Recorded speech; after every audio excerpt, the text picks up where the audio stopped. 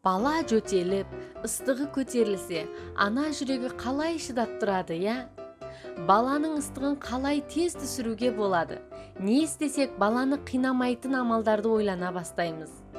Содан соң, баланың ыстығы көтерілсе терлету қажет пе? Болмасам салқын ұстау қажет пе деп көп ойландырады.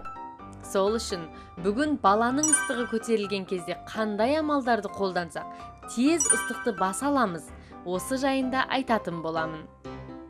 Тұмау немесе вирус шыққан жағдайда, вирус жоғары температурада көбеюі қиынға соғады. Вирусты жеңу үшін денедегі иммундық жасушалар жинала бастайды. Иммундық реакцияны белсенді түрде жүргізетіндіктен, жалпы дене температурасы жоғары болып тұрған абзал.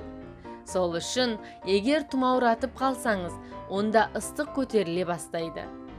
Денеміздегі ыстық шығатын кезде бүкіл денеміз дірілдеп, немесе жаурай бастаймыз.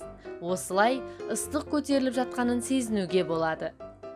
Егер балаңыздың ыстығын уақытында түсіргіңіз келсе, онда қазір температураның қай сатысы екенін анық білгеніңіз абзал.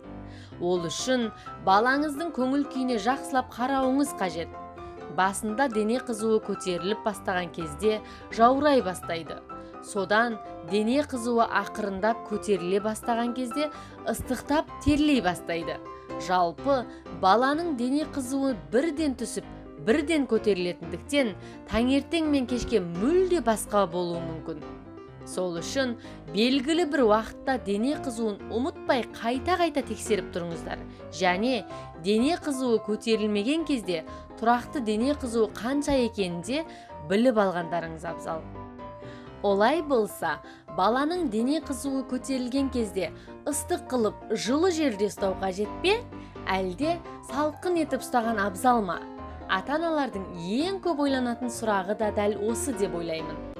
Дене қызуы көтеріле бастаған кезде, егер бала жаурағыш болып дірілдеп жатса, онда дәл осы кезде баланың денесін жылы ұстаған абзал. Денені жылы ұстап терлетсеңіз де болады. Осы сатыдан өткеннен соң, егер бала қатты терлеп, дене қызуы жоғарылатып, екі беті қызарып кетсе, онда дене қызуын түсіру үшін денені салқын етіп ұстаған абзал. Дәл осы кезде ыстық түсіретін дәрі ішкізіп, қатты мұздай емес салқын бет орамалмен балаңыздың бетін, қолтығын, қол аяғын сүртіп, жөргегін уақытша шешсеңіз де болады. Немесе киімін барынша жұқа кигізіп, балаға ыңғайлы болатындай жағдай жасау қажет.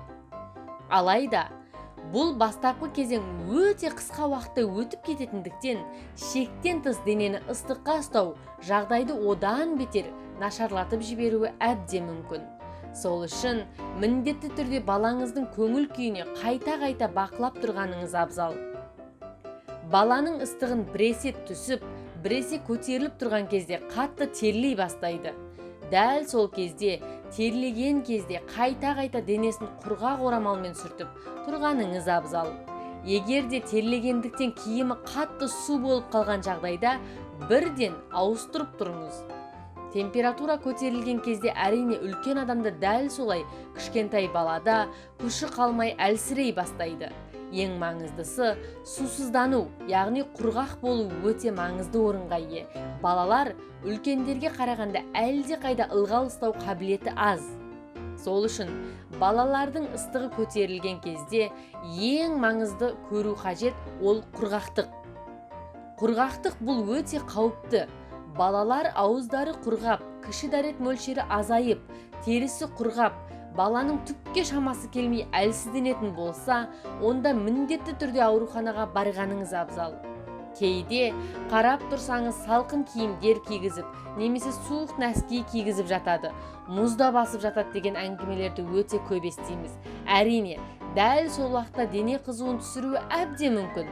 Егерде су киімді немесе нәскиді балаға кигізіп қоятын болсақ, онда температураны одан сайын көтеру қаупі бар. Шомылдырған кезде де дәл солай, егер балаңыздың дене қызуы көтеріліп тұрса, онда 3-5 күндей жай ғана орамалмен сүрткеніңіз абзал. Егер де балаңыз қатты терлеп, сәл жазылайын десе, немесе міндетті түрде жуындыру қажет деп ойласаңыз, онда барынша тез жуындырып, басын жақсылап кептіріп, денесін де жақсылап сүртуді ұмытпаңыз. Қандай жағдайда міндетті түрде ауруханаға барған дұрыс? 3 айға дейінгі бала 38 градустан жоғары болса дене қызуы. 3 айдан асқан баланың дене қызуы 40 градустан жоғары болған жағдайда, немесе 3 күннен де көп дене қызуы тоқтамай көтерілген жағдайда міндетті түрде ауруханаға барғандарыңыз абзал.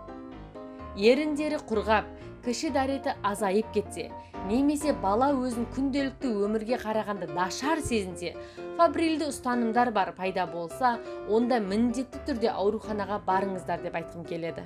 Бейнежазбаның соңында айтатыным, баланың күнделікті өмірде дене қызуы көтерілмей тұрған кездегі тұрақты температурасы қанша екенін біліп алғандарыңыз абзал.